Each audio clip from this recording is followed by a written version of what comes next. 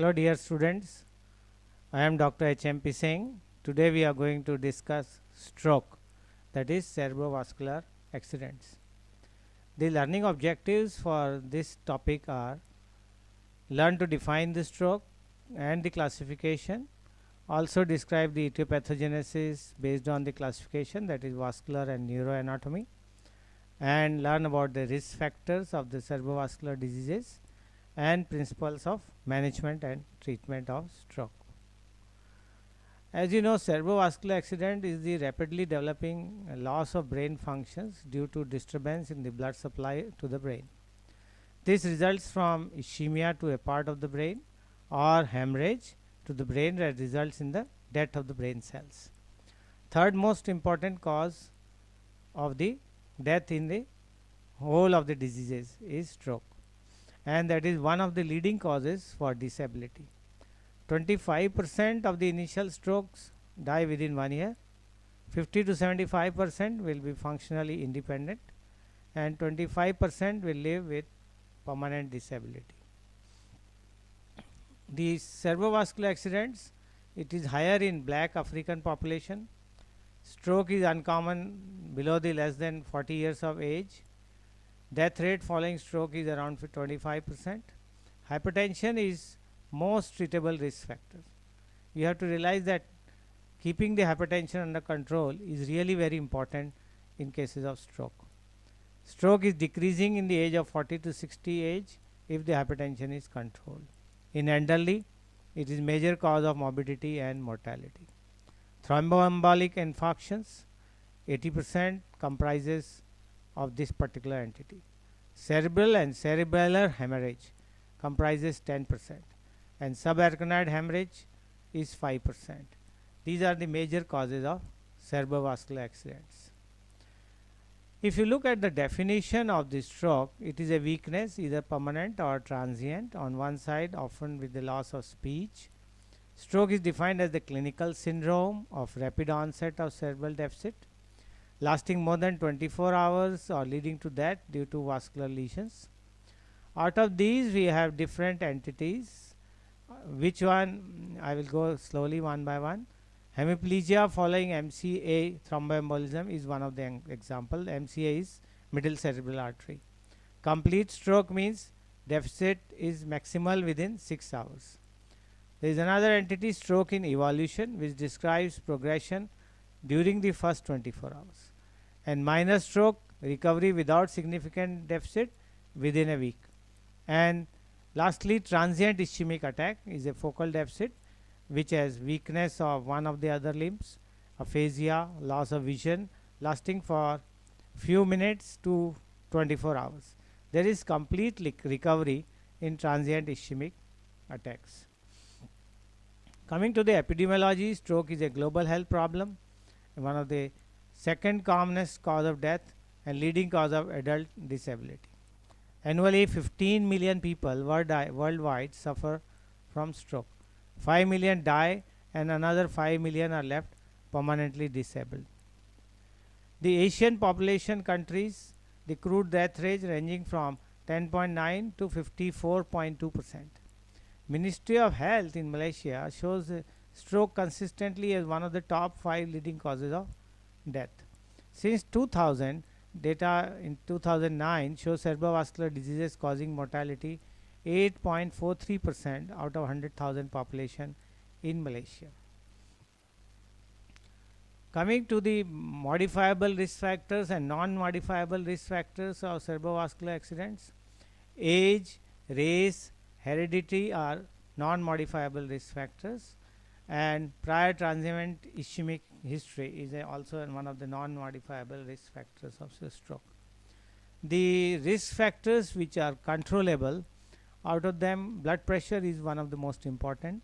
Apart from that, cigarette smoking, obesity, atrial fibrillation, physical inactivity, hypercoagulability, diabetes, high cholesterol levels, cardiovascular diseases, oral contraceptives, asymptomatic carotid artery stenosis.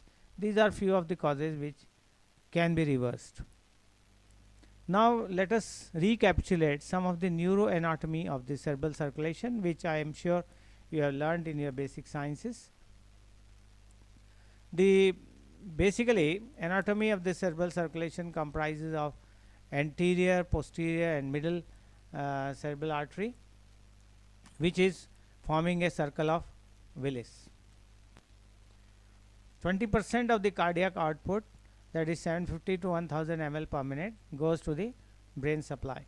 More than 30-second interruption in neurological metabolism is altered.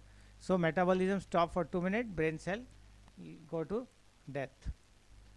And if you look at this picture, you will see that the supply of the anterior cerebral artery, which is supplying to the one particular hemisphere, and also it has internal carotid, basilar artery, vertebral artery, middle cerebral artery, all comprising the circumval of Willis, which I am not going into details. This is another picture which give you the clear cut diagram of circle of Willis. The middle cerebral artery, on the other hand, which is supplying to the cerebral cortex on the superior surface, again it has major branches and you should go through them. The anterior cerebral artery, again, which is supplying to the medial surface of the cerebral cortex, and there is posterior cerebral artery which supply to the base of the brain. The localization of the lesions, right-handed stroke patients with speech disorders had destructive lesions within the left hemisphere. Almost all right-handed persons and 70% of the left-handed people have language function in the left hemisphere. Lesions with the left frontotemporal regions cause various disorders of human communication, and this may be different, like aphasia, agraphia, alexia or dyslexia, which try to remember some of these terms. There are motor systems which can be involved. It comprises of three major systems. One is corticospinal tract or pyramidal system, which originates into the cerebral cortex and delivers information to the spinal cord through the anterior horn cells, and it has a skilled, intricate, strong and organized movements. Defective function of this tract is recognized by distinct pattern of loss of skilled voluntary movements, spasticity and reflex, which changes into hyperreflexia. Extrapyramidal system facilitates fast fluid movement, that is corticospinal system has generated. Defective function usually by slowness or bradykinesia, or stiffness, that is rigidity, and movement disorders, rest tremors, chorea and other dyskinesias. On the other hand, the cerebellum and its connections have a role in coordination. The smooth movements initiated by the corticospinal system and in regulation of the balance, cerebellar disease lead to a unsteadiness and jerkiness of the movement, which we call as ataxia, which has a characteristic physical signs of the post pointing action tremors and in coordination with gait ataxia and truncal ataxia, which you can judge on a clinical examination. Each of these three motor controls also relies upon the connections with the other two and with the sensory input from proprioceptions, reticular formation, vestibular system and special senses. The three motor controllers also rely upon the connections with the other two with the sensory input from proprioception, reticular formation, vestibular system and special senses. All these comprises to the balance and the fine movements with the help of corticospinal tract. The nerve fiber pathways of the particular clinical significance congregates into internal capsule and cross into the medulla. That is where there is a decussation of the pyramids passing to the contralateral halves of the spinal cord as the lateral corticospinal tract. This is the pyramidal system, diseases of which causes upper motor neuron lesions. A small proportion of the corticospinal outflows remains uncrossed, and therefore it can cause ipsilateral hemiplegia also. Right?